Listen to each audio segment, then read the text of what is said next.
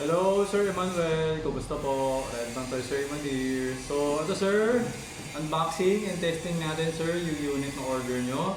The HFC Glock 17 Gen 3. Okay, Airsoft Gas Blowback Pistol. Yan sir. So, ganito pala sir pag open na to, no? So, ipe-press mo to. Yan, makita niyo yan. Ipe-press mo yan, tapos igaganon mo siya. Hindi siya yung ginaganon, no? Yan, hindi. Kailangan ipapress mo muna. Kasi nakaganon siya eh. So pag pinapress mo siya, pag ipapress mo yun dito, para gaganon. Tsaka mo to hihilain ng ganon. So kapag ito, pinawersa mo lang, gaganon lang siya.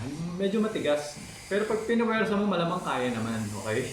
Pero yung, ang technique sa kanya talaga is, i-press mo muna konti. Press. Yan, ganon siya. Meron naman nakasulat eh. Ayan o, push o. May nakasulat, push. So pag push mo, parang push, angat. Ayan. Push, tapos angat. Okay? Okay. Ate, hindi ko rin alam eh. Ba't tigas na to? Okay. So ayan siya sir. So this is the HFC brand, no? Na Glock 17 Airsoft. Ayan. So it comes in a gun case. Hindi ka na bibili ng gun case, meron na. Okay, padded. Ayan. Tapos meron siyang libreng bala na tingin ko 100 pieces to eh. Okay? So yan. So this is made in Taiwan. Kasi meron iba made in China na may kasamang gun case. Pero ito siya, Taiwan made to. Okay? Accurate to compared sa mga China. Yung mga China kasi hindi kasi sila accurate eh. Tabingi sila eh. Okay? Saka mabilis masira. Okay. So, ito ang pistol. So, removing the magazine. Okay, yan. Yan, may nakasulat nga rin dito yan. Made in Taiwan. Okay, yan. So, ito yung unit. This is the Gen 3. Gen 3 nga lang siya. Wala ata siyang Gen 4 saka Gen 5. Okay? Tapos, meron siya nakasulat. May marking siya eh. Glock. Tapos, 17, Austrian, 9x19. Yun lang sa may slide lang. Pero dito, walang logo. No, so hindi ko alam kung bakit nilagyan nila ng markings yan. Hindi ko alam kung authorized sila or something. Tapos dito, read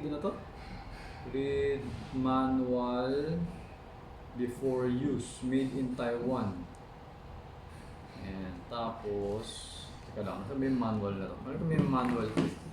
Ayun, yung manual nasa ilalim. Ayan. Okay.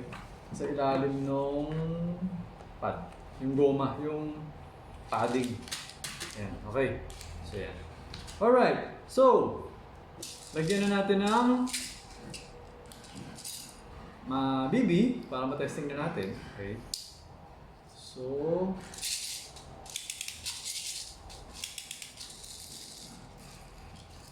1, 2, 3, 4, 5, 6, 7, 8. 8 yata nalagay ko. 8. Okay. So,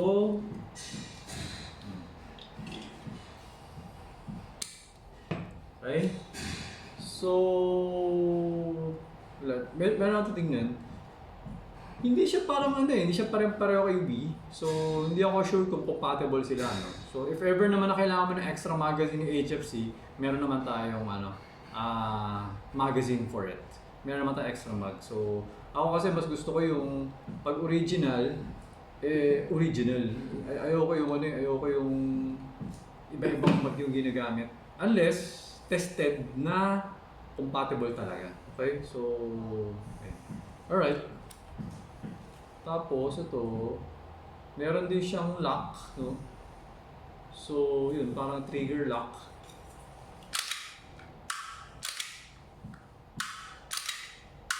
Okay? So, ayan. Okay, so yung ibabaw niya dito meron tape eh. Kasi nga, di ba pagka, yung ibabaw kasi dito, nagagasgas kasi ito eh. So, sa kanya meron tape para siguro hindi magasgas. Okay? So, yan. Alright, so pasok ko na. Always remember to keep your trigger finger out.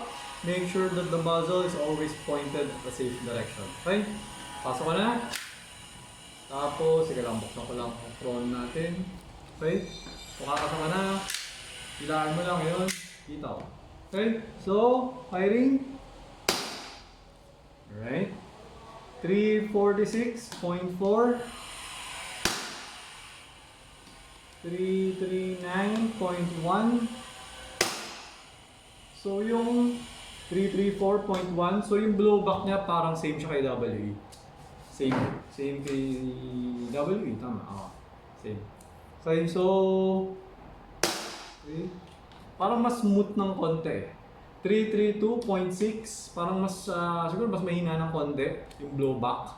So parang mas smooth, parang gano'n. Kasi kay WE parang malakas yata ng konti yung kay WE. Pero konti lang naman. Okay? 334.7, 327.8, 326.5, and 323.5. Okay? So ayan, nag-open chamber siya kasi wala nang bala. Okay? So yun. So same sa lahat ng mga block, parati ko sinasabi, pwede mo i-push, pero huwag mo siya i-push. You just pull back the slide para hindi mo pudpud yung kanal. Okay? Pull back the slide. Tapos sarili bababa yan. Ayan.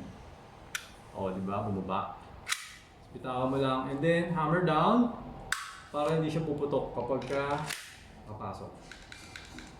Okay? So, if ever na familiar kayo sa WE, if ever, yung ibang makakakita na itong video na to, gusto ko lang i-share sa inyo. Alam ko, hindi ko matanda ko na-share ko na to. Yung HFC kasi meron siyang, parang ano siya, mas konti yung part niya compared kay WE. Okay? Kasi ang mga HFC, wala sila ng valve knocker lock. Ayan, wala sila ng isang part dito. Yung design niya, walang ganun. Kaya,